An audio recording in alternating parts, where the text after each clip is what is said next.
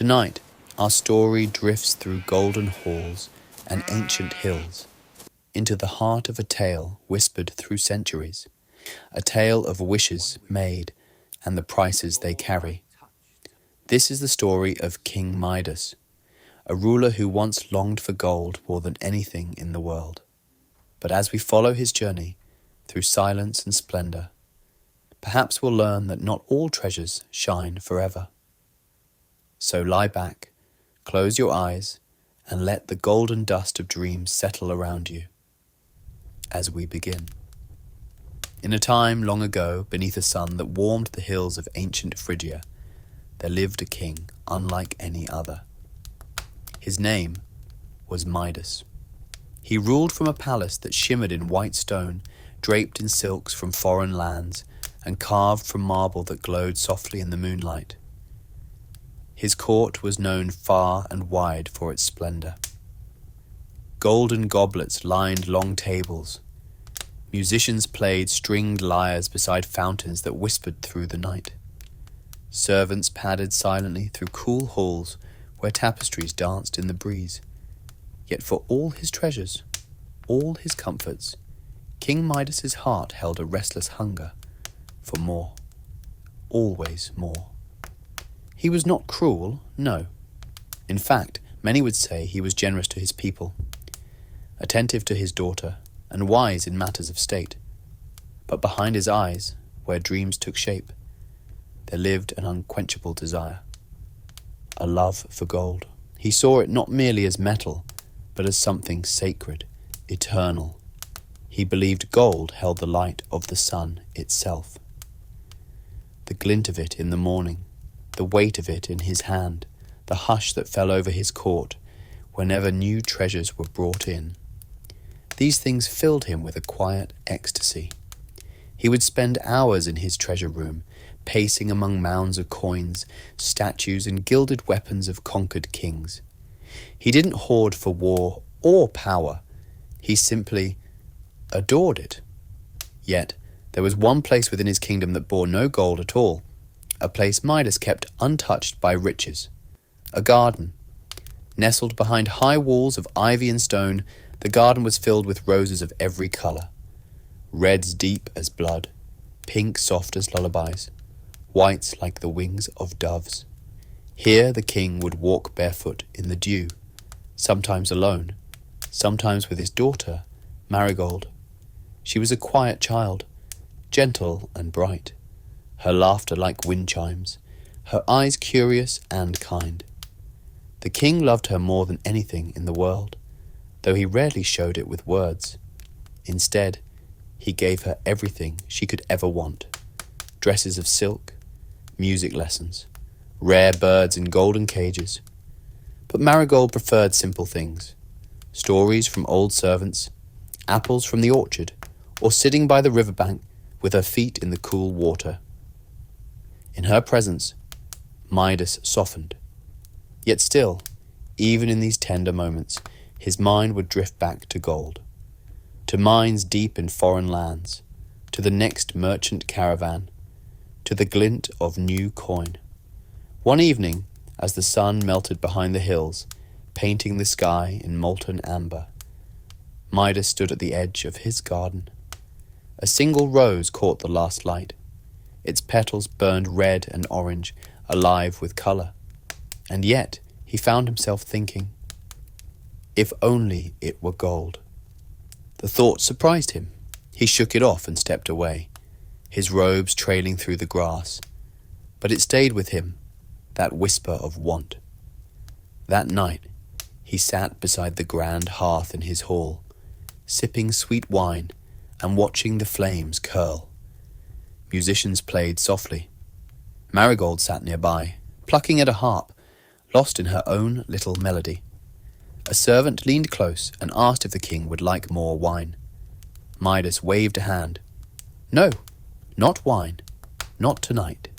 He stared into the fire. Bring me the map of the eastern hills. I want to discuss the new gold mines at dawn. And with that, the music faded, the feast dulled, and the fire whispered on. Outside, the wind stirred the roses in their sleep, and beneath the moon, the quiet hunger in Midas's heart grew a little louder. Morning broke over the hills of Phrygia, like warm honey spilling across the sky. The first light touched the garden wall, slid through the olive groves, and drifted down into the vineyards that curled like sleeping serpents at the edge of King Midas's estate. The vines there grew thick and ancient, twisted with wisdom, and fruit heavy from the autumn rains. The grapes, dark and full, were nearly ready for the pressing. Farmers walked the rows, soft-footed, whispering their morning prayers to the soil. But on this morning, as the mist still clung to the low slopes, they found something unexpected. Curled beneath a sleeping vine, half buried in the leaves, was a creature unlike any they had seen. A man, perhaps, or something close. His skin was sun-dark and freckled with wine stains. His beard was wild, tangled with bits of grapevine and moss. 2 small horns peeked through his curls, and his legs, bent awkwardly, ended not in feet, but hooves. He snored gently. One of the farmers knelt beside him, uncertain. "Is it a spirit?" he whispered. Another crossed himself and backed away. They dared not wake the creature. Instead, a runner was sent to the palace, and soon enough Midas himself came, riding a white mare with golden reins. His guards followed at a distance, unsure what sort of magic they approached. The king dismounted quietly, eyes narrowed with curiosity, not fear. He walked through the dew-soaked rows, his royal sandals brushing against clover and fallen grapes, until he stood over the sleeping figure. The creature gave a snort, turned, and groaned dramatically. Then, still half asleep, he muttered something about wine, figs, and bad poetry. Midas smiled faintly. "A satyr," he said aloud. "Or so it seems." The creature stirred again, and blinked up at the king. His eyes were large, golden brown, and blurred with sleep. "Well," he grunted, "you're not a tree, nor a dream, unless dreams wear crowns." Midas chuckled. "You've wandered far from wherever you began your night, old one." The satyr groaned and sat up slowly, rubbing his forehead. "Too much wine, too many stars, and not nearly enough shoes. My hooves are killing me." The king extended a hand. "I am Midas. You're safe in Phrygia now. Come, be my guest." The satyr looked at him with one eye open. "Is there breakfast?" "There's always breakfast," Midas said, amused. "And a bath, if you're inclined." And so, King Midas brought the creature back to his palace. Not in chains, but in comfort. There was something about him, this ragged being of vines and laughter. He ate like a man, starved, sang like a poet, and spoke in riddles. The palace halls filled with strange songs and laughter that echoed like wind through hollow trees. His name was Silenus, and he was no ordinary drunkard. He was a companion of the god Dionysus, the wild god of wine and ecstasy, of harvests and madness. It was said Silenus had wandered the earth since time itself was young, telling riddles, laughing at kings, and drinking rivers dry. And yet here he was, in Midas's court, eating plums with sticky fingers, and telling stories to Marigold by the fountain. He spoke of ancient forests where trees sang at night, of mountains where stars fell like rain, of cities built entirely from sound. Midas listened, enchanted. For 10 days, Silenus stayed in the palace. He bathed in rose-scented waters, napped in sunlit courtyards, and played dice with the court musicians. Even the servants began to like him, though they called him the barefoot philosopher. And though the king had entertained many visitors in his years, something about Silenus was different, older, wilder. as if the world itself had followed him in. But on the 11th day, a storm gathered on the edge of the sky. No thunder, no lightning, just a sudden hush in the air. The kind of silence that waits before something divine. That evening, a traveller appeared at the palace gates. He was radiant and strange, cloaked in ivy, crowned in grape leaves, and surrounded by the scent of ripe fruit and wild air. Even the guard stepped back, unsure whether to bow or run. It was Dionysus, come to reclaim his lost friend. The god looked upon Midas not with anger, but curiosity. "You showed kindness to one who rarely finds it," he said. "You treated my companion as a guest, not a beast." Midas bowed his head, not in fear, but in respect. "Then," Dionysus said, smiling faintly, "a gift you shall have. One wish, king of gold, one desire." Granted. And as the moon rose over the hills and the vineyards hushed once more, Midas stood in the stillness of that moment, his heart pounding like drums behind his ribs. A wish, any wish. And deep inside him, the old hunger stirred again. Night had fully fallen across Phrygia. The stars hung like scattered coins above the hills, and the wind moved like a breath through the vineyards, slow and warm, whispering through the leaves. Inside the palace, torches flickered softly against walls of white stone. Shadows danced behind the tapestries, long and loose, as if the night itself had come inside to listen. King Midas stood in the courtyard beneath a fig tree. Dionysus, the god of wine, stood across from him, barefoot, golden-eyed, and wrapped in a robe that shimmered with grapevines and falling leaves. His presence felt less like a man and more like a memory, a warm dream that wouldn't quite fade. Silenus, the old satyr, watched from a marble bench, humming to himself and sipping something sweet from a bronze goblet. Marigold peeked from behind a column, curious but quiet, her small fingers gripping the stone. Dionysus stepped closer. "You have done a kindness," the god said, his voice smooth and calm, "and I have not forgotten what debts mean, even among immortals.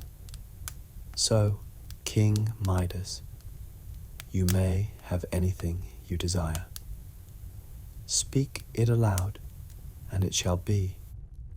Midas hesitated. The garden around him rustled gently. He could hear the fountains murmuring behind the walls. He thought of all he had.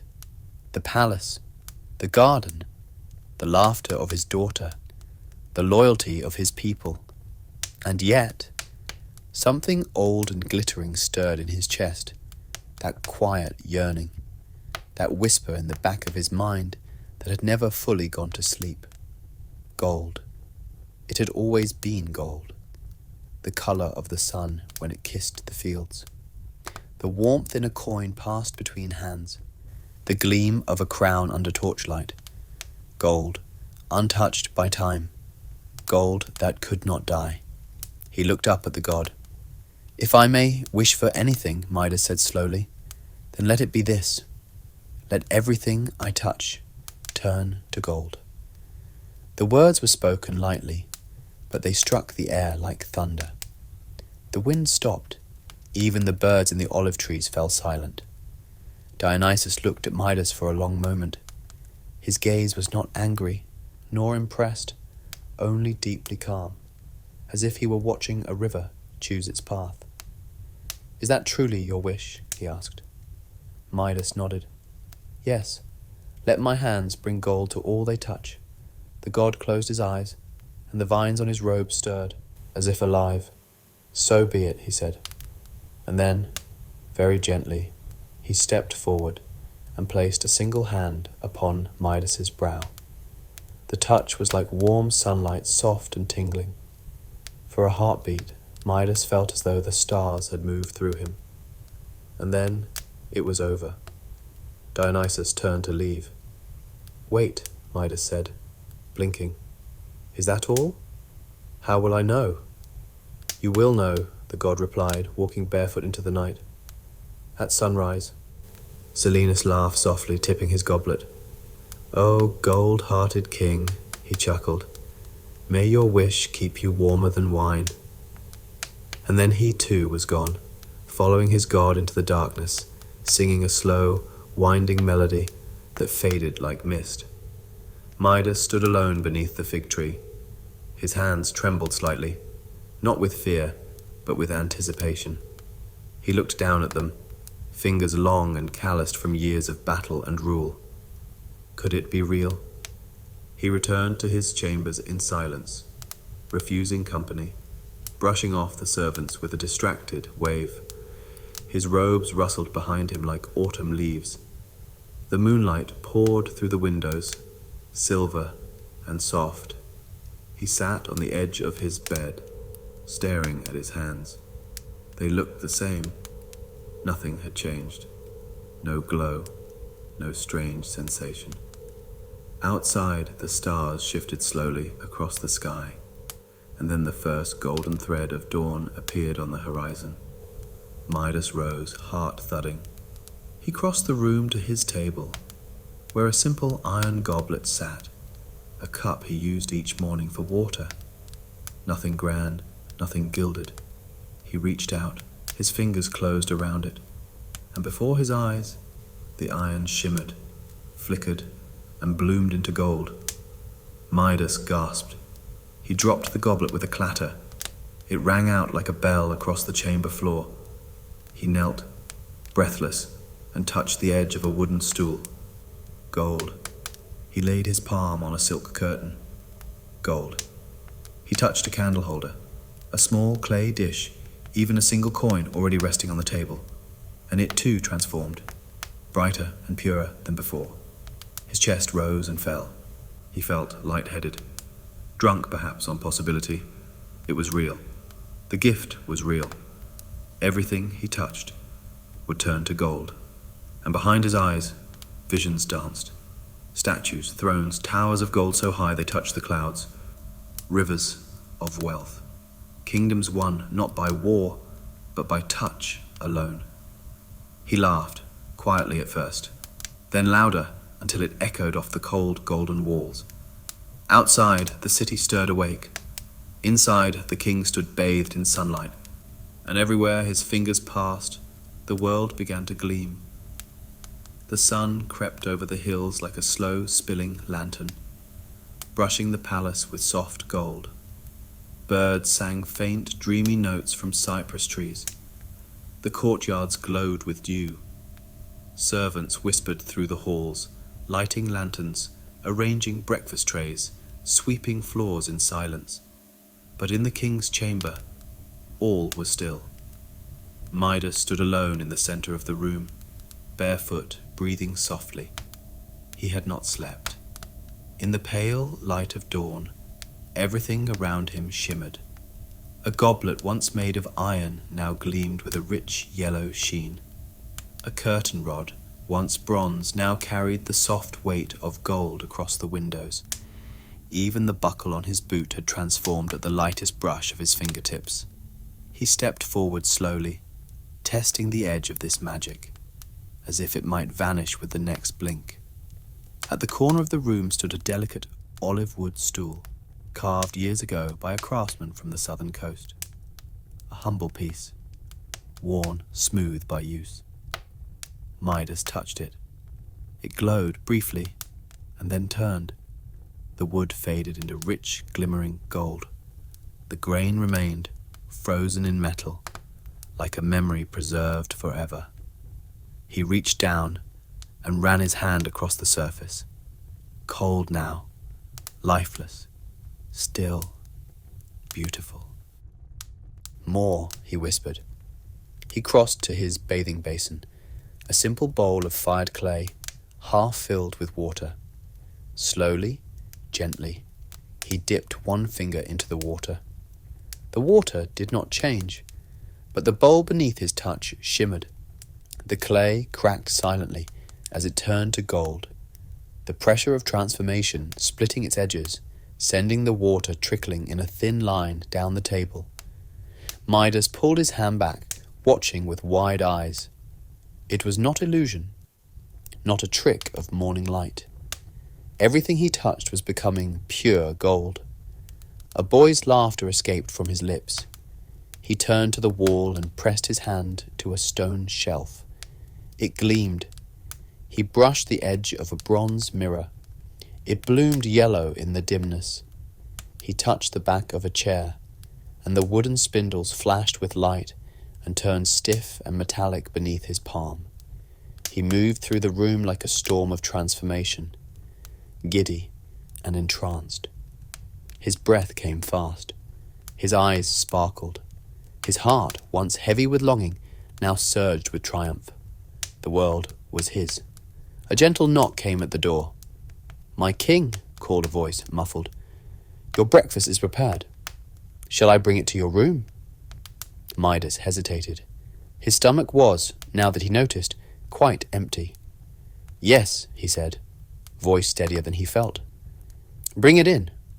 A moment later, the door opened, and a servant stepped inside with a silver tray. Warm bread, figs, soft cheese, and a goblet of watered wine. He set it carefully on the table and bowed. Midas waited for him to leave. The door clicked shut. He sat down, smiling, and reached for the bread. But the moment he touched it, it turned gold, hard, inedible. He blinked. He tried again, touching a fig. It glimmered in his hand, froze solid. The soft skin hardened. The fruit turned hollow, useless. He reached for the wine, lifting the goblet to his lips. It was still liquid until it passed his tongue. The warmth of his mouth was enough. The wine hardened in a sudden metallic rush. He gagged, coughing, and dropped the goblet. It shattered on the ground, sharp gold splinters bouncing across the stone floor. Silence followed. Midas sat back in the chair, lips dry, throat aching. He stared at the food, now a display of golden statues, elegant but cold. His hunger, sharp a moment ago, now twisted uncomfortably in his stomach.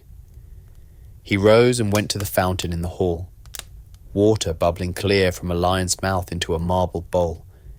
He cupped his hands beneath it. But the instant the water touched his fingers, it too changed. Not all of it, but enough.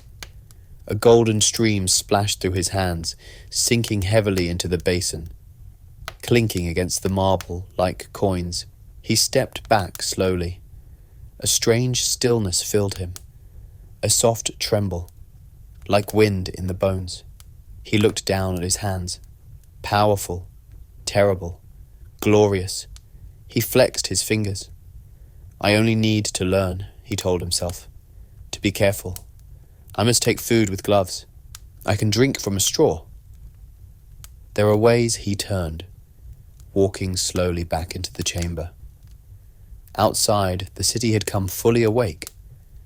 Merchants opened their stalls. Children chased each other through narrow streets. Bells rang out from distant towers. And in the palace, behind its gilded doors, a king with golden hands sat alone, already thirsting, already wondering how much more of the world he might touch. The sun had risen high, casting long beams of warmth over the palace and the land beyond. The air smelled of figs, crushed grass, and distant myrrh. Birds fluttered in and out of view like passing thoughts, and the sky above was a soft, endless blue. King Midas stood at the threshold of his private garden. He hadn't been here since before the wish. It was his sanctuary, his quiet place, the one corner of his kingdom where gold had never mattered, where the only treasures were the ones that bloomed, breathed, and faded with the seasons. The gates creaked open, and he stepped inside. A soft breeze welcomed him. The grass whispered beneath his feet. Roses, his beloved roses, stretched out in every direction. bushes heavy with petals, vines curling gently along latticework. Each bloom carried its own voice, its own colour, its own secret. Red roses, like candle flames, yellow ones as pale as dawn, ivory blossoms like whispers on silk, and in the centre, surrounded by all the others, bloomed a single deep violet rose, the one he had planted with his daughter when she was still small enough to ride on his shoulders. It was hers. She had named it Evening Star. Midas breathed in deeply. The scent of the garden wrapped around him, earthy, fragrant, alive. It stirred memories.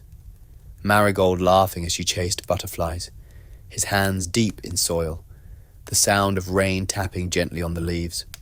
For a moment, he felt peaceful, almost content. But then, the hunger stirred again. Gold. His eyes drifted to a nearby bloom, a soft pink rose, not yet fully open. He reached out almost without thinking, and brushed his fingers along the petals. The change was immediate. The pink faded, drained away like colour from a dream. The petals stiffened, curling in slow, unnatural motion. They shimmered, and then hardened, frozen in a perfect golden form. The stem followed. The leaves, even the dew droplets that clung to the edges, transformed into tiny spheres of metal, glinting like gems. Midas blinked. It was beautiful, flawless. He touched another, then another. One by one, the roses began to change. Red turned to gold. Yellow became a metallic glow. Petals that once fluttered in the breeze now stood motionless, silent, preserved. The scent began to fade from the air, replaced by the faint, dry aroma of sun-warmed metal. Still, he walked on. His fingers grazed the bushes as he passed. Each time the change followed. Soft rustles became stillness. Colour became shine. Life became treasure. He approached the central bed, the violet rose, evening star. He hesitated. The flower stood alone, untouched, its petals full and wide. It swayed ever so slightly in the breeze, releasing a scent that reminded him of dusk after rain. He crouched beside it. His hand hovered just inches from the bloom. He could walk away. He could let this one remain. But he didn't. He reached out, slow as the setting sun, and touched it. The transformation was delicate, almost tender. The petals tightened just slightly. The colour withdrew, melting into gold. The leaves trembled once, then froze. The stem glowed. The scent vanished. Evening Star had become a sculpture. Perfect, eternal, dead. Midas stood and stepped back. The garden, once a wild burst of life and softness, now glinted like a field of coins. A gallery of golden roses. Not one moved, not one whispered. He looked down at his hands. "They're beautiful," he whispered, almost convincing himself. More beautiful than ever. But the garden was silent. No bees drifted between the blooms. No birds nested in the vines. No breeze could bend the flowers. Everything was still, heavy, hollow. The beauty he had once found comfort in now stared back at him like a room full of statues. He turned and walked away, slowly. As the garden gate shut behind him with a soft metal click, he paused and looked back once more. Sunlight danced across the golden petals, and in that moment it seemed that the roses mourned him, not the other way around. Evening descended once more upon Phrygia. The sun dipped low behind the hills, and the sky blushed with fading light, as if the day itself were sighing. Bells chimed in distant towers. Smoke curled lazily from chimneys. Torches were lit, one by one, lining the marble halls of the palace like glowing stars laid out upon the ground. And inside, the great dining chamber was being prepared. Servants moved swiftly and silently, setting out silver plates and carved goblets, baskets of fruit and platters still steaming with roasted meats, soft breads, wild olives, and bowls of crushed herbs. Musicians tuned their lyres in the gallery, letting gentle notes drift across the marble floor like feathers. It was a banquet in honor of the gift. King Midas had commanded it that very morning. He had sent word to his court, his advisers, and his honored guests that tonight they would dine like gods. Let them see what wealth looks like, he had said. Let them taste gold in the air. And so they gathered, dukes and merchants, artists and scholars, the lords of nearby cities and their jeweled wives, all curious, all whispering. They had heard strange things. They had heard that Midas had touched a goblet and turned it to gold, that he had entered his garden and left behind a forest of metal flowers, that his footsteps now left a shimmer on the ground. But most of all, they had heard he was changed, not in body, no, but in spirit. He smiled more, but it was the smile of a man who knows something no one else does. He spoke less, but his silence was heavy, like treasure sealed in a vault. Now, as the torches crackled along the high walls and music filled the room, Midas entered. He wore a robe of deep crimson, trimmed in golden thread. A circlet of pure gold rested on his brow, and at his side walked his daughter, Marigold, in a gown of flowing white silk, her hair unbound and shining. The room stood still as he passed. He took his place at the head of the table, and the feast began. Golden platters were uncovered. Wine was poured. Bread was broken. Laughter rose. But Midas did not eat. He watched, hands folded. His guests praised the food, the wine, the music. But now and then, a gaze would flick toward the king, curious. Why did he not eat? He reached for a grape. The moment his fingers brushed it, it hardened, metallic and dull. He lifted it slowly, held it before his eyes, and then set it aside. He tried a fig. The same. Even the cheese, soft and creamy, turned brittle beneath his touch, like white painted stone. He raised a goblet of wine, but he knew better now. He let the cup hover near his lips. The liquid stirred, shimmered, and then, with a breath of air, froze into solid gold. He lowered the cup and set it down without a word. Across the table, Marigold watched him, her eyes uncertain. "Father," she said softly, "are you not hungry?" He gave her a small smile, tight but kind. "I'm enjoying the company," he said, "and the music." But his hands trembled beneath the table. His hunger had grown all day. Since morning, he'd eaten nothing. He had tried, over and over, with different methods, wrapping his hands in cloth, using spoons, biting without touching. But the gold always came. The curse did not need skin to answer, only intent. He was surrounded by the richest feast he had ever hosted, and not a single bite could pass his lips. The food was warm, the air was fragrant, but to him it might as well have been ash and stone. His guests continued to eat. Roast lamb, sweet honey cakes, ripe fruit drizzled with date syrup. He watched, silent, hollow, and as the evening wore on, the joy in the room seemed to dim. The musicians played slower, the candles burned lower, even the laughter softened, as if something unseen had begun to settle in the room. A weight.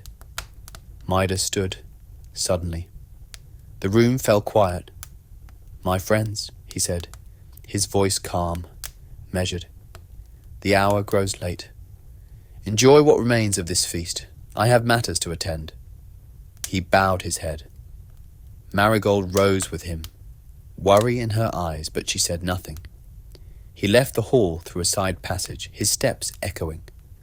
Behind him, the gold glinted on the plates, on the cutlery, on the walls. but the warmth had gone out of it. Now it shimmered like cold fire. Midas walked through the silent halls of his palace, past rooms he could no longer use, past foods he could no longer eat, past luxuries that now mocked him with their presence. His hunger gnawed at him, but deeper still, something colder had begun to form, a seed of fear. He reached his chamber, closed the door, leaned against it, chest rising and falling, and in the quiet, for the first time, he whispered aloud, "What have I done?" The halls of the palace were quiet, not the peaceful kind of quiet that comes with evening prayers or sleeping servants, but a hushed, waiting silence, like the pause before thunder, like a breath held too long.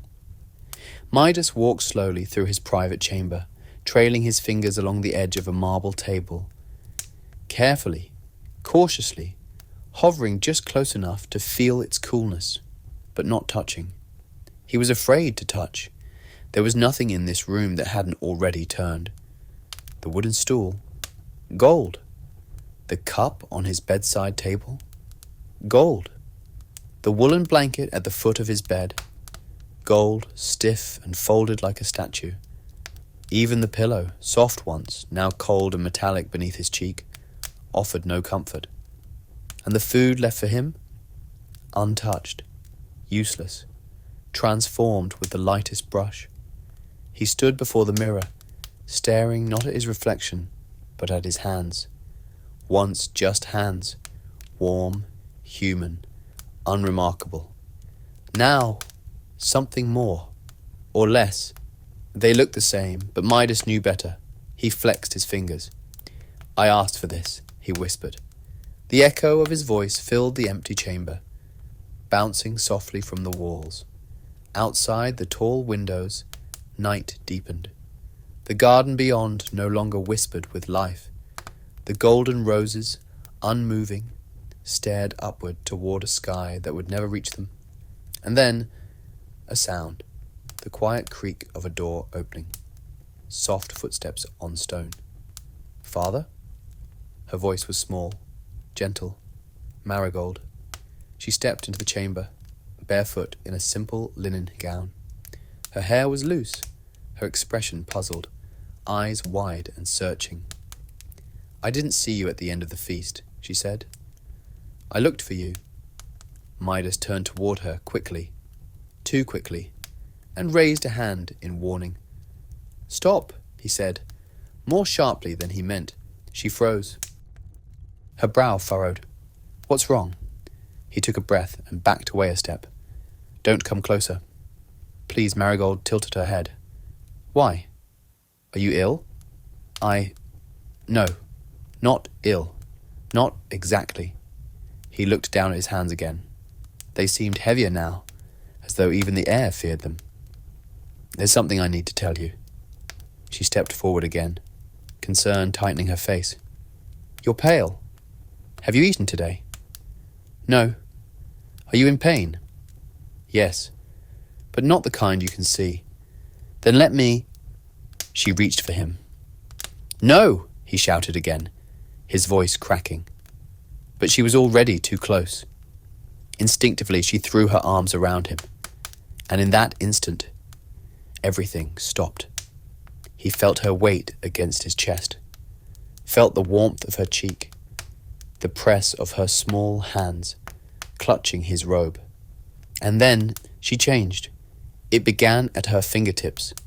The warmth disappeared. The breath left her body. Her skin turned hard beneath his arms, her softness replaced by cold, gleaming metal. She stiffened. He gasped, staggering back. Marigold did not fall. She remained upright, a statue, golden, perfect, frozen mid-embrace, her arms still reaching for him, her face caught in an expression of concern and love that would never fade, never blink, never speak again. Midas stared at her, hands trembling. "No!" He reached out, stopped himself. "I didn't mean to." "I didn't mean to." He dropped to his knees before her, his breath ragged, heart hammering against his ribs like a prisoner desperate to escape. "Please, no," he whispered. "Not her. Not her." He looked up at the statue, at his daughter, so lifelike, so still. Her eyes, wide and soft in golden silence, seemed to look right through him. He preed his forehead to the cold floor. This was not glory. This was not a gift. This was a curse. He had turned his daughter, his only child, into a thing, a monument, a treasure he could never hold again, never speak to, never hear laugh or sing. A sob shook his chest. The silence of the room deepened, and now even the gold seemed to grieve. The roses outside gleamed without joy. The stars above blinked coldly. The palace, so full of light, had never felt darker. In his mind, Midas heard again the voice of Dionysus. "Is that truly your wish?" And he had said as. Now the answer weighed heavier than any crown. He stayed there through the night, at the foot of her statue, as still and broken as stone himself. The morning came slow. Grey light filtered through the high palace windows like smoke. No birds sang, no servants bustled. Even the air inside the halls seemed to hold its breath.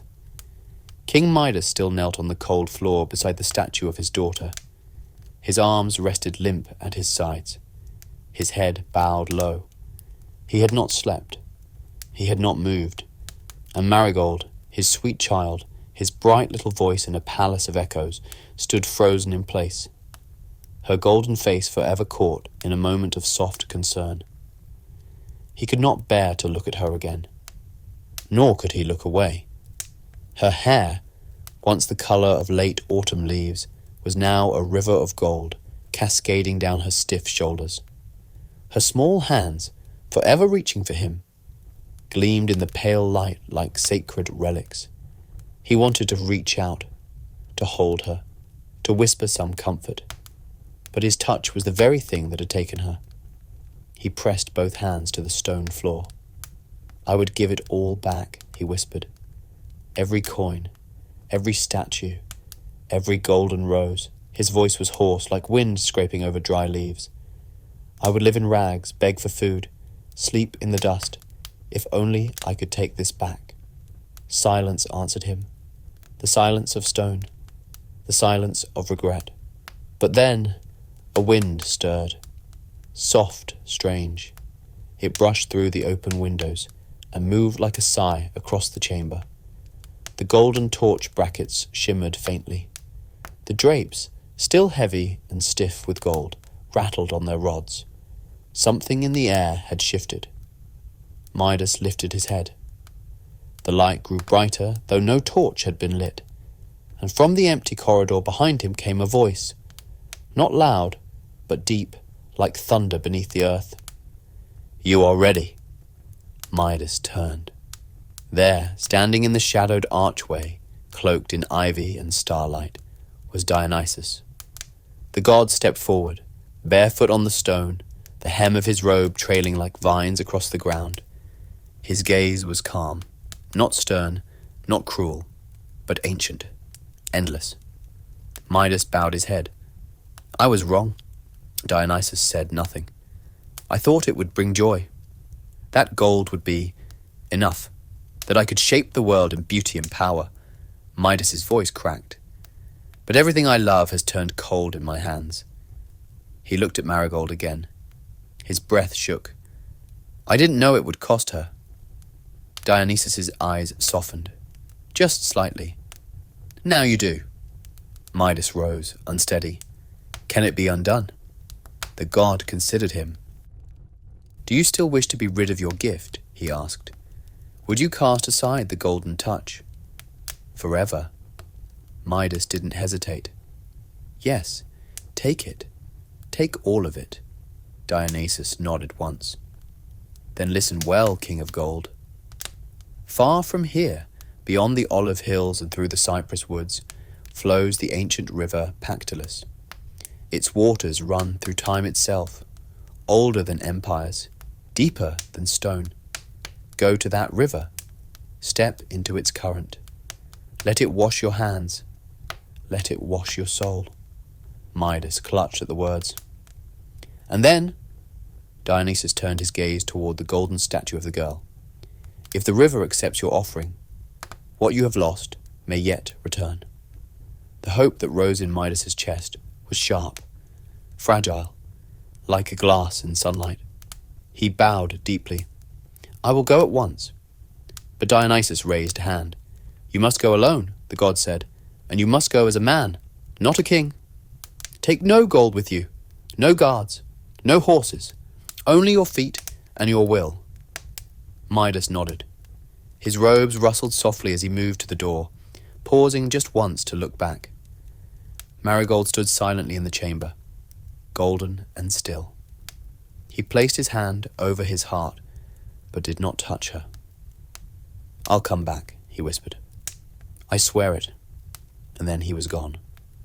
Through the palace gates, past the golden garden, down the winding roads of Phrygia, now lined with statues and silence, he walked barefoot, as instructed.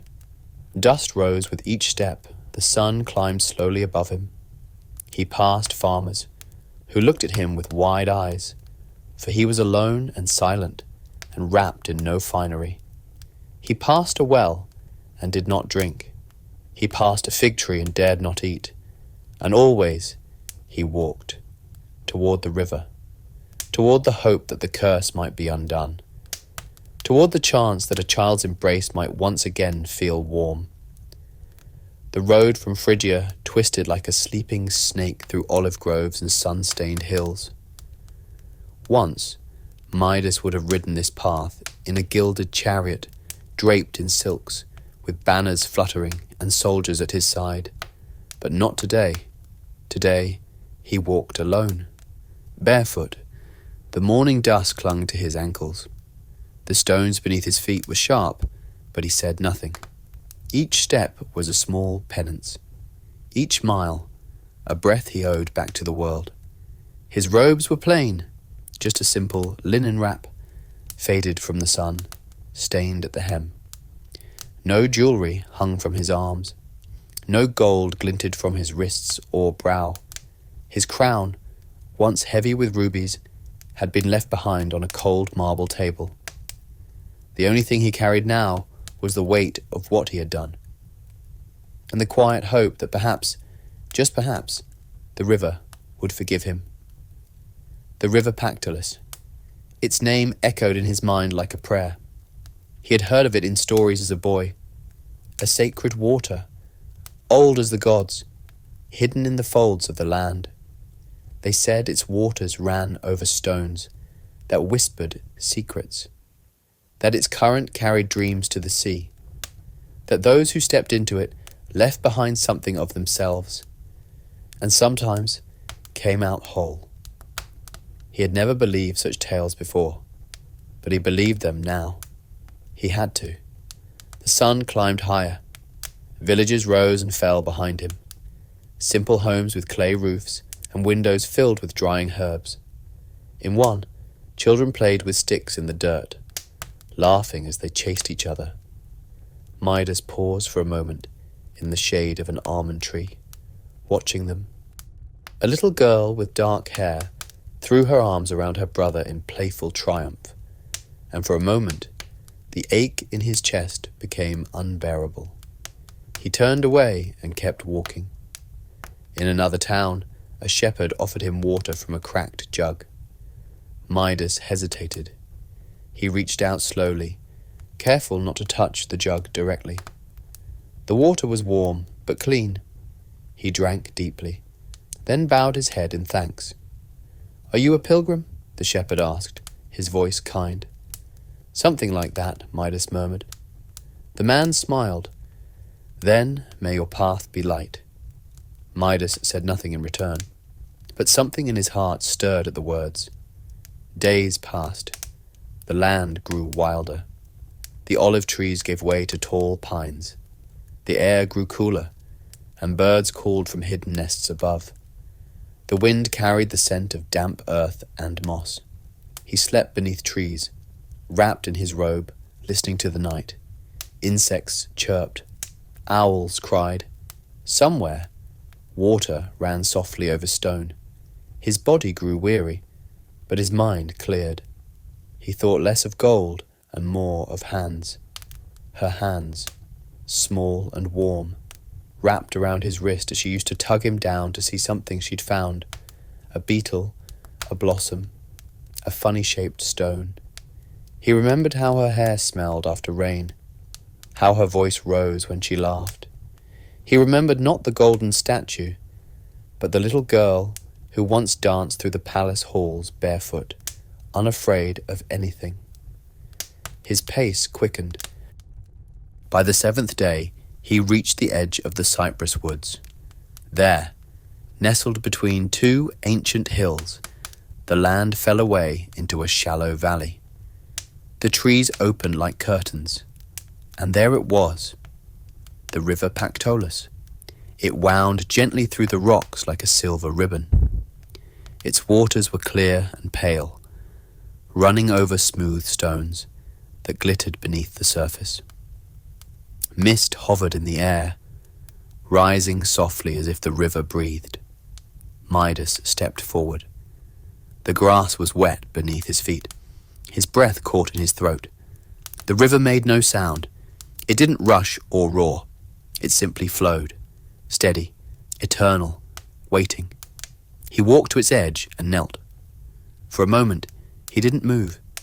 His hands hovered above the surface, shaking. The power that had once made him mighty now made him afraid to even touch water. He swallowed. "I'm sorry," he whispered. Then, slowly, with reverence, he lowered his hands into the river. The water closed around his fingers, cool and clean. And then, a shimmer, a soft flicker of gold, like dust stirred from a forgotten corner, spiraled off his skin and into the current. It danced, swirled, and dissolved. He gasped. His hands, once cursed with power, now felt ordinary, mortal, real. He plunged them deeper. The gold left him in gentle clouds, like smoke rising from a candle. It was leaving him, all of it. He bent low and washed his face. Let the water run through his hair. Let it soak the sorrow from his skin. The river gave no answer, but it took the curse, and that was enough. Midas sat on the riverbank, the breeze drying his skin, his heart silent at last.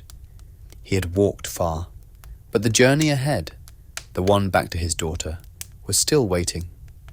The river flowed around him like time itself, gentle, steady, eternal. Midas sat on a smooth stone at its edge, hands resting in the cold water. The breeze rustled the trees overhead. Cypress branches whispered secrets he could not quite hear. Somewhere, a bird sang a slow, haunting call, the kind that lives in twilight and memory, and the gold continued to drift away from him. It left him not in chunks or streaks, but in the softest way, like mist from the surface of a pond. It shimmered faintly, then vanished, as if it had never been part of him at all. He watched as his skin returned to its natural colour. The faint golden sheen that had clung to him for days faded. His hands looked different, real, human, imperfect. He flexed his fingers. No gleam, no curse, just skin and warmth and the simple miracle of touch. He cupped his hands and lifted water to his lips. This time, it did not change. It stayed cool and clear and soft against his tongue, sliding down his throat like a forgotten kindness. He drank again and again and wept, but not from sorrow, from release, from relief, from the first taste of something that could not be bought or touched or transformed into treasure, life. Hours passed, though he did not count them. He bathed in the river, letting it rinse the journey from his skin, the hunger from his bones, the guilt from his spirit. The sun arced slowly above. dipping toward afternoon, its rays filtering through tall trees and glinting off the water in pale halos. He sat on the shore, wet and quiet, watching the current slip past like a prayer unanswered, and yet, somehow, fulfilled. He had come with nothing, and yet he was more full than he had ever been. And then, a sound behind him. Not wind, not water, hoofbeats. Soft and distant at first, then louder, clearer. Light on the earth, but not of this world. Midas turned, and there, from the shadows of the trees, emerged a tall figure clothed in twilight vines and grape leaves. The god moved without sound, as if his body obeyed music the world could not hear. Dionysus. He said nothing at first, only watched the king with eyes as old as the stars. Midas rose to his feet, dripping, barefoot, humbled. He said nothing either. There was no need for words. The god looked him over. "You've walked far," Dionysus said at last. "I would have walked farther," Midas replied. Dionysus stepped forward and reached into the folds of his robe. From within he withdrew a simple object, small, shining faintly, wrapped in a cloth of silk. He placed it gently in Midas's hands. "When you return," the god said, "touch her with these." Midas unfolded the silk. Inside was a single rose, but not gold, living. Its petals were red as wine, its stem green and soft with dew. It pulsed faintly in his hand, as if breathing. He looked up, eyes wide with wonder. "She will return to you," Dionysus said, "as you have returned to yourself." Midas lowered his head. "Thank you." But when he looked up again, the god was gone. No footsteps, no parting words, only the hush of leaves and the river's endless song. By dusk, Midas had left the valley behind. He moved quickly now, not with desperation, but with purpose. The path back to Phrygia was clearer in his mind than ever. His feet remembered every bend, every turn. His heart beat not with fear or hunger, but with hope.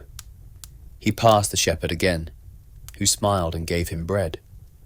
Midas accepted it, held it, and nothing happened. It stayed soft in his hand. He laughed aloud, deep and full, like thunder softened by rain. He ate, and it tasted like everything he'd forgotten. By nightfall he reached the palace gates. No trumpets greeted him. No guards announced his arrival. He slipped inside quietly, unseen, like a dream returning to its body. The halls were just as he had left them, silent, gleaming, cold.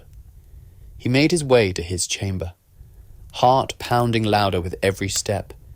He pushed open the door. There she was, Marigold, still, frozen, her golden form catching the moonlight that streamed through the windows. She stood just as before, arms open, eyes soft, the eternal expression of love and confusion still etched upon her face. Midas stepped forward, trembling. He knelt before her, and slowly, with hands no longer cursed, he lifted the rose Dionysus had given him. He touched it gently to her cheek. The petals brushed against her golden skin. And then, a breath, the faintest stir. The gold shimmered, cracked, and began to fall away. Colour returned to her skin. Warmth returned to her limbs. Her fingers twitched.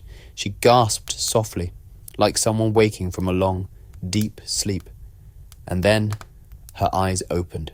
Marigold blinked, confused. "Father?" Midas caught her in his arms before she could fall. He held her, and this time she stayed warm. She buried her face in his neck, small hands clutching the fabric of his robe. "I had a dream," she murmured. "It was all gold. Everything was gold." He closed his eyes. "It's over now," he whispered. "I promise you. It's over." They stayed like that for a long while, and the rose he had brought The one real thing among so many false treasures lay on the floor beside them, still red, still breathing, still alive. Dawn came quietly to the kingdom of Phrygia. No trumpets, no fanfare, no golden light screaming across the sky. Just the slow rise of pale warmth on the stone windowsills, the soft rustle of birds returning to their nests, the hush of petals moving in the garden beyond. Inside the royal chambers, Midas sat by the bed, watching his daughter sleep. Marigold, alive. Her breathing was steady. Her fingers twitched now and then, still curled slightly from where they had been frozen. Her skin, once hard and gleaming, now held the soft colour of blush and life. She slept deeply, as though waking from a long dream. He did not wake her. Instead, he watched, guarded her, as he should have done from the start. The rose, the living one Dionysus had given him, rested in a shallow bowl beside her bed. Its stem still glistened with dew. Its petals, rich and red, had not withered in the night. It pulsed faintly, as if it had a soul of its own. He reached out and touched it lightly. This time, it did not turn to gold. Nothing did. His touch was just a touch, human, honest, mortal. He smiled to himself. Tired, yes, but more whole than he had felt in all his years as king. The palace stirred to life. Servants crept through the halls, confused at first to see their king awake so early and barefoot. He did not speak to them. He did not demand robes or riches. He only nodded, quietly, and walked. He passed the hall of statues, once proud and glowing, now strange, cold. He paused at the golden goblets that lined the walls. He had once found them beautiful. Now they seemed still, empty, a gallery of mistakes. He didn't hate them, but he felt no love either. They were relics of a man he no longer was. He made his way outside, to the garden. He had not returned since the day he'd turned it all to gold. Now he stepped into the space with cautious breath. The sun had not yet climbed above the high garden walls. Morning dew still clung to the grass, and silence held the air like a breath waiting to exhale. And there they stood, the golden roses, hundreds of them, still, shimmering, but dead. He walked between them like one moving through a dream. He touched none of them, but near the back of the garden, where the wall curved and the cypress trees leaned in, he saw something different. A patch of dirt, a small, quiet space where one bush had begun to grow again. The gold had flaked away, fallen into the soil like rust, and beneath it, green, new shoots, tender leaves, a single curling bud. He knelt. The rose was not open yet, but it was real, alive. The earth, it seemed, had forgiven him too. Later that morning, Marigold woke. He returned to her side before she could rise, and for the first time in many days, he laughed. Not the proud laugh of a king receiving treasure. Not the hollow laugh of a man holding power too tightly, but the simple, human laugh of a father relieved beyond words. She reached for him, and this time he met her hand without fear. She gripped his fingers tightly. Her hands were small, but strong, and full of warmth. "You're not shining anymore," she said sleepily. "No," he replied. "I think I'm done with shining." She tilted her head. "Do you still have the wish?" He shook his head. "I gave it back," she blinked. "But why?" He paused, then smiled. "Because gold is cold, and people are not." In the days that followed, change came to the kingdom. Midas opened the palace gates. The halls were stripped of gold and refilled with sound. Real music, played not for show but for joy. The kitchens served bread and stews, instead of glittering plates of display. The golden statues were moved to the corners, left to gather dust and meaning. The garden was replanted. Marigold oversaw it herself, and every morning Midas joined her, hands in the soil, fingers dirty, clothes wrinkled, knees aching. He planted alongside his daughter, with no throne to sit on, no gloves to protect him, no servants to carry the tools. The garden began to bloom again, not with perfection, but with colour, scent, and buzzing bees. One day, he knelt beside the evening star rose, the one he had turned, the one he thought lost forever. New shoots had sprouted beneath it, a second bloom, a second chance. He said nothing, but he looked to the sky and breathed in deeply, and so the king of gold became the king of soil, the king of time, the king of learning. He still wore a crown, but only when he needed to, and even then it was simple iron, wrapped in ivy and wildflowers from the garden Marigold tended. And sometimes, when the wind moved just right, the gold roses would ring faintly, like little bells caught between time and memory, but no one picked them. They were left there, as a reminder of a man who touched the world and learned in the end how to let it be. Seasons passed, and with time the memory of gold faded gently from the palace. Not entirely, of course. There were still golden roses in the garden, quiet reminders, still statues in the halls, glowing beneath dust, but no one spoke of them often. They were simply there, like old echoes in an otherwise living song. Midas was no longer the king of lavish banquets or endless treasure. He had become something quieter, softer. Some said he had aged in those months. Others said he had become more youthful. But all agreed he listened more, to his people, to his daughter, to the wind in the trees, and most curiously, to music. Yes, music had become the king's new obsession.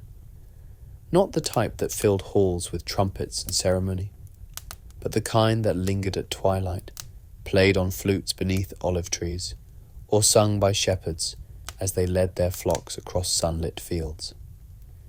Midas would sit in his garden in the evenings, Marigold beside him, and listen to travelling musicians who passed through his court, minstrels, flute players, even those who crafted tunes on the rims of empty wine cups.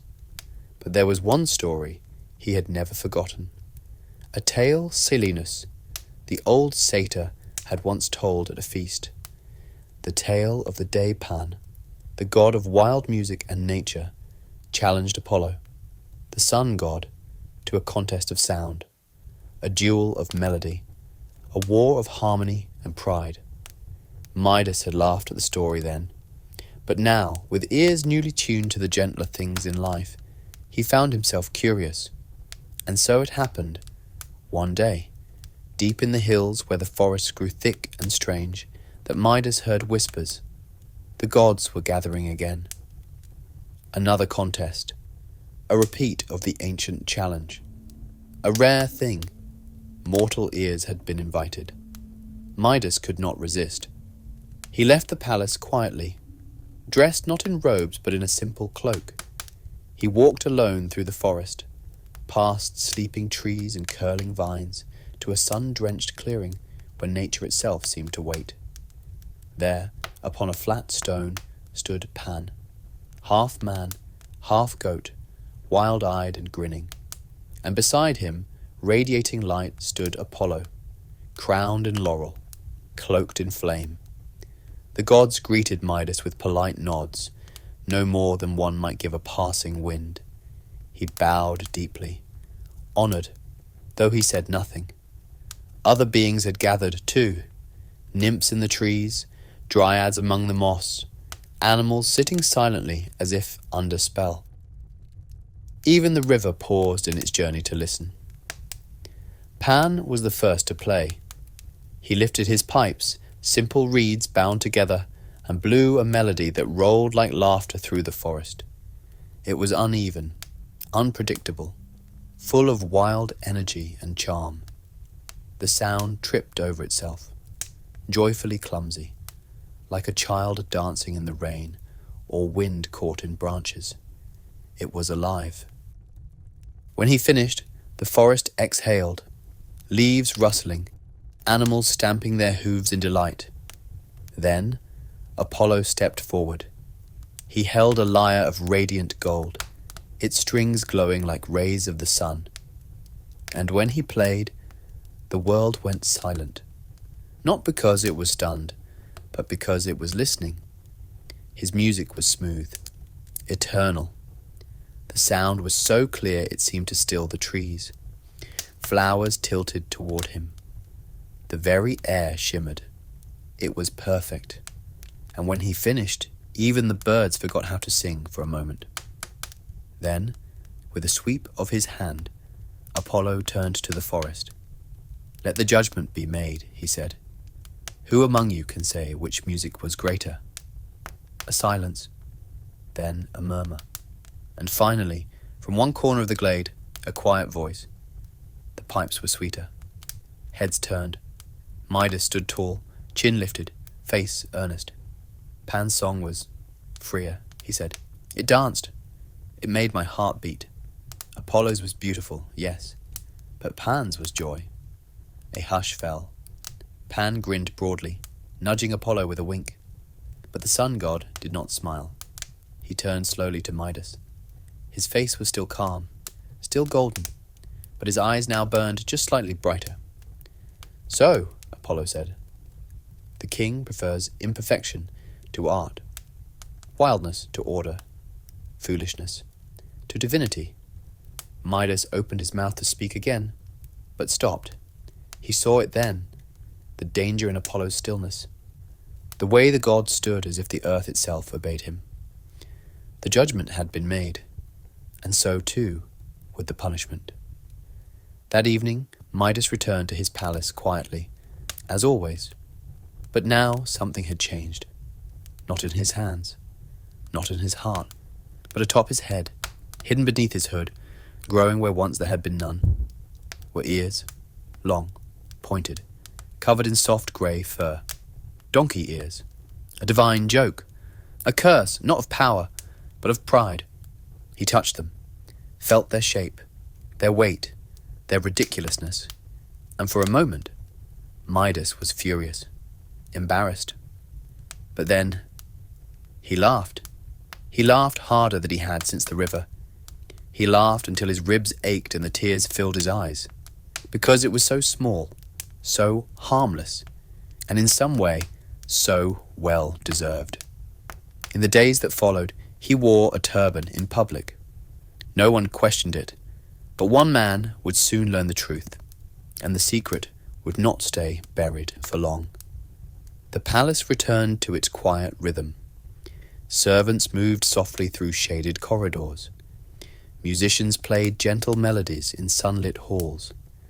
The garden bloomed fuller with each week, its flowers waking once again in a kingdom no longer obsessed with glitter or gold. But within the king's chamber, another secret had taken root. The ears, soft, grey, long, hidden carefully beneath a silken turban, wrapped each morning by Midas himself, with meticulous care. He avoided mirrors, avoided close company, avoided questions. He did not speak of what Apollo had done, not even to Marigold, not even to himself. Instead, he went on as if nothing had changed. He ruled, he gardened, he listened to music from afar. But beneath the silk and the calm smile, the ears remained. They twitched with every breeze, itched during royal addresses, flicked unconsciously when startled. They were a soft, ridiculous reminder of a god's judgment and a king's humanity. And they were lonely. Midas could keep many things hidden, but not forever. It was early one morning, long before the palace stirred, that Midas called for his royal barber. A quiet, loyal man named Thalos, who had served the court for nearly 20 years. He was known for his silence, his steady hands, and his deep respect for privacy. He arrived with his usual case of polished tools: small scissors, razors honed like moonlight, combs carved from bone. "My king," Thalos said, bowing low. Midas nodded, keeping his voice low. "Thalos, today you must see something no other has seen, and you must speak of it to no one. Do you understand?" Thalos, startled but composed, bowed again. "Of course, my king." Midas reached up slowly and unravelled the layers of silk from his head. One fold, then another, and another, until at last the ears were free. The air touched them. They twitched slightly in the breeze. Thalos froze. He said nothing, but his eyes widened. Then, slowly, he looked down. "I see." Midas watched him closely. "You will say nothing of this to anyone?" "Ever," Thalos nodded once. "My lips are stone, my king." And so the haircut began. The ears, awkwardly large and soft, required special care. Thalos combed gently around them, his hands never trembling. He said nothing. He didn't flinch. He worked in silence, as always. But something had changed. Days passed, weeks, and though Thalos never spoke a word aloud, the secret grew heavy in his chest. He carried it like a stone beneath his ribs, through meals, through sleep, through every silent shave and haircut. He dreamed of ears. He thought of ears while pouring wine, while sweeping the floor, while walking home beneath the moon. It was not malice that burdened him. It was pressure. To hold a secret from the world, when the world so loves to listen. At last, Thalos could bear it no longer. He left the palace one morning before sunrise and walked into the fields beyond the walls. He passed olive trees and sleeping farms, past birds stirring in the hedges and the scent of thyme on the wind. He walked until he reached a wide, flat meadow, silent, empty, open to the sky. There, in the center of the field, he fell to his knees and began to dig. With both hands he clawed at the soft earth, scooping away clumps of dirt until a small, narrow hole had opened before him. He leaned close and whispered into the earth, "King Midas has donkey ears." He pressed his forehead to the soil, breathed out, sat back, heart pounding. The ground did not shake. The sky did not fall. The world remained exactly as it was. And Thalos felt lighter. He filled in the hole, packed the dirt tight, and walked home. He never spoke the words again. Not to his wife, not to his children, not even to himself. He had released it, just once. But the earth had listened. Spring came, and from that very spot in the field, a strange thing began to grow. Not olives, not wheat, but reeds. Tall, green, hollow reeds, unusual for the region. They grew quickly, clustered tightly, swaying in every breeze as if whispering to one another. And when the wind blew just right, they sang. King Midas has donkey ears. Softly, gently, barely louder than a breath, but unmistakable. The wind carried the song across the fields, to shepherds, to children, to merchants riding past, and soon the secret was no longer a secret. The story spread from lips to ears. Whispers turned into laughter. Not cruel laughter, but surprised, amused. The people of Phrygia, once silenced by gold, now chuckled in their fields. Did you hear? The king with donkey ears. And when the story reached the palace gates, when servants trying not to smile passed the king in his quiet garden, when even Marigold paused one morning, her brow furrowed in faint amusement, Midas did not rage, he did not weep. He simply touched the edge of his turban and smiled, a small smile, real, unbothered, and perhaps just a little relieved. because now the truth belonged to the wind, and the wind had nothing left to take from him. It was spring again, the kind of spring where everything moves gently. The wind no longer stings, it carries scents. The sun no longer scorches, it warms like a hand resting softly on your shoulder. Blossoms appeared not in bursts, but as quiet surprises. Along the walls, between stones, drifting on the surface of the fountain, and in the far meadow beyond the palace gates, the reeds still whispered. Their voices were soft, like breath through a flute. Nothing harsh, nothing loud, just a song the wind remembered. King Midas has donkey ears. Not shouted, not mocked, just told, shared, like any story that wished to be heard. The tale had spread far by now. It travelled in wagons, in merchant gossip, in lullabies sung by farmers' wives. In the shade of taverns, men laughed over cups of wine and mimicked the long ears with their fingers. Children pointed toward the palace walls and giggled behind their hands. But when the king himself walked through the market, quiet, wrapped in linen, the shape of the turban clearly giving away what lay beneath, it was not fear he inspired, nor scorn. People bowed, as always, but with a new kind of smile, a knowing smile, one that said, "You're one of us now. You're no longer untouchable." And Midas accepted it. He did not speak of the ears. He did not hide from them either.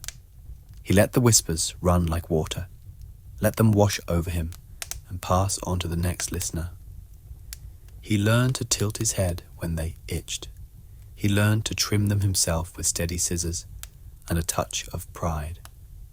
Most of all, he learned to laugh, and that, more than gold, was the treasure he had never known he'd lost. One afternoon, as the sun leaned low and the clouds turned to copper, Midas walked once more to the garden. Marigold walked beside him, humming softly. The air smelled of warm dirt and honeyed blossoms. Bees murmured from one flower to the next, too full of nectar to be bothered by human thoughts. The golden roses still lined the far wall, unchanging, still. But now they lived beside real ones, petals of scarlet, of snow white, of coral pink, some blooming, some not, some nibbled by insects, some bowed from their own weight, each one alive, each one imperfect, each one loved. Midas knelt beside a new bush, small, freshly planted. "Will it grow strong?" he asked. Marigold bent beside him, her fingers brushing the stem. "If we give it the right things." Water. Sunday. And time. Midas smiled. Time, he had learned, was the richest gift of all. He looked out at the garden, then up at the sky. Evening was near. The breeze shifted, and faintly, just faintly, the whisper came again. "King Midas has donkey ears." He chuckled. Marigold looked up. "You hear it too?" He nodded. "They still talk." She grinned. "The reeds?" "No." The people she tilted her head. "Does it bother you?" Midas thought for a moment. Then he reached up, unwrapped the silk from his head, and let the ears fall free into the wind. They flicked gently. Soft grey, honest. Marigold laughed, bright and golden in her own way. Midas did too. "No," he said. "It doesn't bother me at all." That night the king stood alone on his balcony, watching the moon rise over the distant hills. The reeds swayed beyond the walls. The garden breathed behind him. His hands were no longer dangerous, his heart no longer hollow, and the kingdom, like the wind, had learned how to listen. Not just to gold, not just to fear, but to story, to truth, to laughter. And in the hush that followed, a sleep crept across the land like a silver tide. The reeds whispered one last time before resting for the night. King Midas has donkey ears. But now, it sounded more like a lullaby than a secret. The sun rose quietly over Phrygia. It didn't blaze, it didn't shout. It simply arrived, soft and golden in the way light should be.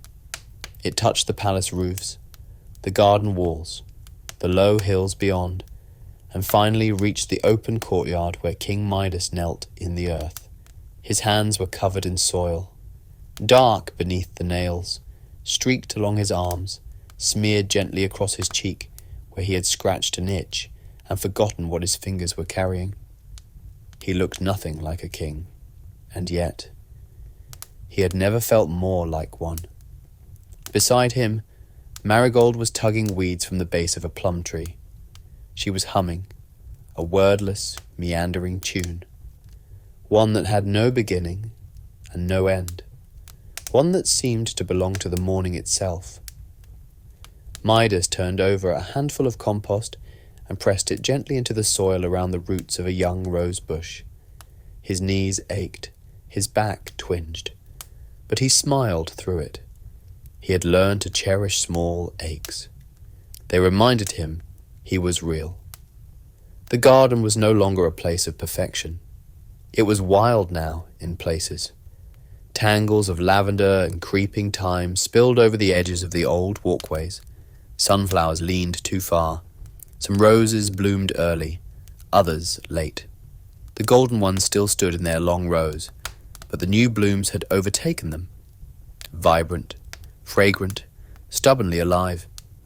Insects buzzed freely. Birds nested in the hedges.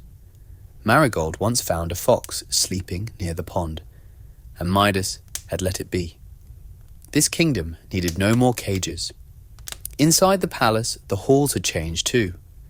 Tapestries of gold thread had been replaced with cloth from the villages, bright, imperfect weavings that told stories of harvests, of rivers, of music and dance.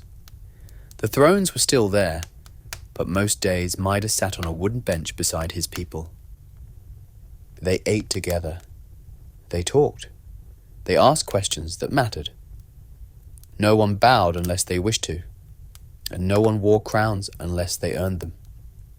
One afternoon, a merchant from the east arrived. He brought silks and cinnamon, jars of sweet honey, and bolts of rare fabric. But when he stepped into the throne room and saw the king, barefoot, laughing, his turban loose over slightly twitching ears, the merchant blinked. "Is this," he whispered to a courtier, "the King Midas who once turned the world to gold?" The courtier only smiled.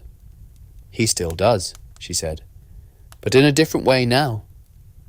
And so the legend of Midas was told again, not just of the touch that cursed, but of the hands that healed, of a king who traded treasure for truth, who buried pride and grew roses in its place, who chose laughter over legacy. One evening, as twilight settled like velvet across the hills, Midas and Marigold sat beneath the evening star rose, the one they had planted so long ago, the one he had once turned to gold and feared he had lost forever. But now it bloomed again. Not just once, but twice. A second rose had budded at its side. Marigold leaned against his shoulder. "Do you ever miss it?" she asked. "The gold," he said. She nodded. He thought for a long moment. Then he reached out, cupped the soft petals of the rose, and breathed in its living scent. "No," he said at last. "Not even a little." And above them, the stars blinked slowly into view. Unreachable, untouchable, perfect in their distance. But here, beneath them, in the dirt and flowers and firefly dusk, a different kind of richness took root, one that could not be melted down, or weighed, or bought, only lived. And so the story ends, with no curse, no crown, no gold, only this, a father, a daughter, and a garden full of second chances.